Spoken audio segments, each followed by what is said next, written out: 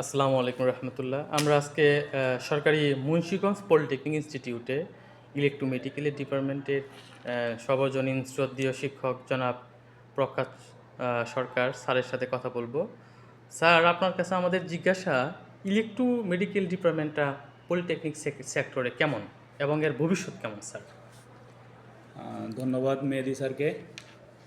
আসলে electromedical department অনেক সুন্দর একটা ডিপার্টমেন্ট এবং এর ভবিষ্যৎ অনেক ভালো। মূলত আমাদের কাজ হচ্ছে স্বাস্থ্য অধিদপ্তর সম্পর্কিত কিছু প্রতিষ্ঠান, যেমন গভর্নমেন্ট হসপিটাল, তারপর হচ্ছে প্রাইভেট হসপিটালগুলো, এগুলোতে, তারপর হচ্ছে বিশেষত যে বায়োমেডিক্যাল কোম্পানিগুলো আছে যারা ম্যানুফ্যাকচারিং করে অথবা প্রোডাক্ট বাইরে থেকে নিয়ে এসে ডিস্ট্রিবিউট করে, এগুলোতে সেল সার্ভিস হিসেবে বায়োমেডিক্যাল ডিপার্টমেন্ট বা ইলেকট্রোমেডিক্যাল ডিপার্টমেন্ট অনেক সুনাম বা খ্যাতি অর্জন করেছে। তো সেক্ষেত্রে আমাদের যে স্টুডেন্টরা আছে, এরা যদি ভালোভাবে আমাদের কাছ থেকে প্র্যাকটিক্যাল নলেজ ধারণ করে সার্ভিসে যায়, সেক্ষেত্রে তারা অনেক ভালো সার্ভিস দিতে পারে এবং জব ক্ষেত্র এদের মোটামুটি অনেক ভালো। স্যার, যারা ইলেকট্রোমেডিক্যাল ডিপার্টমেন্ট থেকে ডিপ্লোমা কমপ্লিট করবে, তারা কি ইলেকট্রিক্যালের সমমান হয়ে সরকারি চাকরিতে আবেদন করতে পারবে? হ্যাঁ, এটা আগে ছিল না, এখন হচ্ছে 2022 প্রবিধানে কারিগরি শিক্ষা অধিদপ্তর নতুন একটা নিয়ম তারা করছে। সেক্ষেত্রে হচ্ছে electrical, electromedical and electronics allied, অর্থাৎ এরা সবাই হচ্ছে সমমান। তো এক্ষেত্রে এখন ইলেকট্রোমেডিক্যাল থেকেও পাশ করে তারা ইলেকট্রিক্যাল, ইলেকট্রনিক্সে যে নিয়োগগুলো হয় সেগুলোতেও পরীক্ষা দিতে পারবে। সেক্ষেত্রে কি স্যার ইলেকট্রোমেডিক্যাল দুইটা সার্টিফিকেট পাবে? সেক্ষেত্রে দুটা সার্টিফিকেট বলতে এখন দুটা সার্টিফিকেট লাগবে না, এক সার্টিফিকেটে হবে, কিন্তু গত প্রবিধানগুলোতে ছিল তাদেরকে আবার কিছু কোর্স কমপ্লিট করে ওই সার্টিফিকেটটা নেওয়া লাগতো আর কি। স্যার, যে সকল শিক্ষার্থী ইলেকট্রোমেডিক্যালে ভর্তি হতে চায়, এটা কোন কোন পলিটেকনিকে তারা চয়েস দিতে পারবে স্যার? বা কতগুলো পলিটেকনিকে এই সাবজেক্টটা রয়েছে? বর্তমানে আমাদের 10টাতে ছিল, আর রিসেন্টলি একটাতে ভর্তি কার্যক্রম অফ আছে, আর বাকি হচ্ছে 9টাতে চলতেছে আর কি। স্যার, মহিলা শিক্ষার্থীদের জন্য ইলেকট্রোমেডিক্যাল সাবজেক্টটা কেমন হতে পারে? মহিলা শিক্ষার্থীর জন্য ইলেকট্রোমেডিক্যাল সাবজেক্ট অনেক ভালোই হবে, কারণ এখানে দেখা যাচ্ছে যে মেয়েরা কাজ শিখে কোনো ল্যাবে অথবা গভর্নমেন্ট জবে বিভিন্ন ধরনের যে ইকুইপমেন্টগুলো আছে সেগুলো পরিচালনা, অথবা অনেক এখন তো অনেক দেখা যায় যে শিক্ষার্থী এক্সপার্ট থাকে, তারা আবার সার্ভিসেও চলে যেতে পারে। তো সেক্ষেত্রে ছেলে মেয়ে কোনো এখানে বিভেদ নেই, যে ভালো কাজ শিখতে পারবে সে ভালো সার্ভিস দিতে পারবে।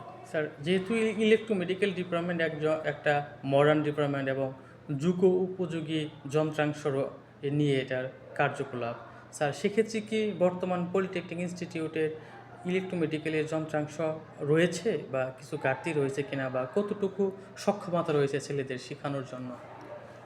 আসলে আমাদের পর্যাপ্ত যন্ত্রপাতি আছে যেগুলো দিয়ে একজন ছেলে বা একজন শিক্ষার্থী তার যে বেসিক কাজগুলো বা তার যতটুকু ধারণা লাভ করা দরকার একটা চাকরির ক্ষেত্রে অথবা একটা ল্যাব পরিচালনার ক্ষেত্রে বা মেশিনারি সেট আপে বা সার্ভিসে, সেগুলো আমরা এখান থেকে পর্যাপ্ত এখন দিতে পারতেছি।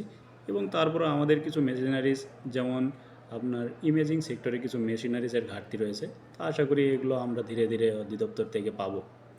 স্যার, আমরা তো জানি আপনি মুন্সিগঞ্জ পলিটেকনিকে রয়েছেন এবং সুনামের সাথে কাজ করছেন। সেক্ষেত্রে আপনার প্রতিষ্ঠানে ইলেকট্রোমেডিক্যালের কী কী সরঞ্জাম রয়েছে, বা কেমন ইনস্ট্রুমেন্ট রয়েছে ছেলেদের জন্য, যদি একটু বলতেন। মুন্সিগঞ্জ পলিটেকনিক্যালে ল্যাবে আমাদের এখানে দুইটা ল্যাব, একটা হচ্ছে ইমেজিং ল্যাব আর একটা হচ্ছে ইনস্ট্রুমেন্ট ল্যাব। তো আমাদের মোটামুটি সব ধরনের যন্ত্রপাতি রয়েছে। ইমেজিংয়ের মধ্যে এক্স রে, তারপর হচ্ছে আলট্রাসোনোগ্রাম, এইগুলো আছে। আর ল্যাবরেটরিক্যাল আইটেম মোটামুটি সব ধরনেরই আছে, যেগুলো দিয়ে আমরা শিক্ষার্থীদের সঠিকভাবে ধারণা দিতে পারতেছি এবং শেখাইতে পারতেছি। স্যার, অনেক জায়গায় দেখা যায় যে ল্যাব সহকারী বা ক্রাফট ইনস্ট্রাক্টর স্বল্পতা রয়েছে। আপনাদের প্রতিষ্ঠানে কি অ্যাভেলেবেল রয়েছে কিনা? এখন আমাদের প্রতিষ্ঠানে ল্যাব ইনস্ট্রাক্টর বা ক্রাফট ইনস্ট্রাক্টর যারা আছে তারা স্বল্পতা নেই, এখানে পর্যাপ্তই আছে। স্যার, শেষ কোশ্চেন, মুন্সিগঞ্জ পলিটেকনিক ইনস্টিটিউটের ইলেকট্রোমেডিক্যাল ডিপার্টমেন্টের ছাত্রছাত্রী তথা সমগ্র বাংলাদেশের ছাত্রছাত্রীর উদ্দেশ্যে আপনি কি বলতে চান? আসলে আমাদের কারিগরি শিক্ষা ব্যবস্থায় একটা কথা আছে যে কারিগরি শিক্ষা নিলে দেশ বিদেশে চাকরি মেলে এবং আমাদের দক্ষ হতে হবে।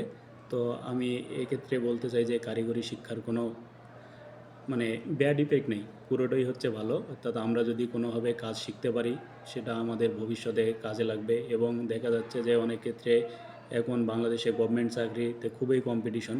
তো আমরা যদি নিজের হাতে কলমে কাজ শিখতে পারি সেক্ষেত্রে আমরা নিজেরাই কোনো না কোনোভাবে কর্মসংস্থানে ঢুকতে পারবো বা কোনো কর্মসংস্থান দিতে পারবো এবং আমাদের পরিবারের যতটুকু সামর্থ্য ততটুকু অনুযায়ী পরিবারের হাল ধরতে পারবো।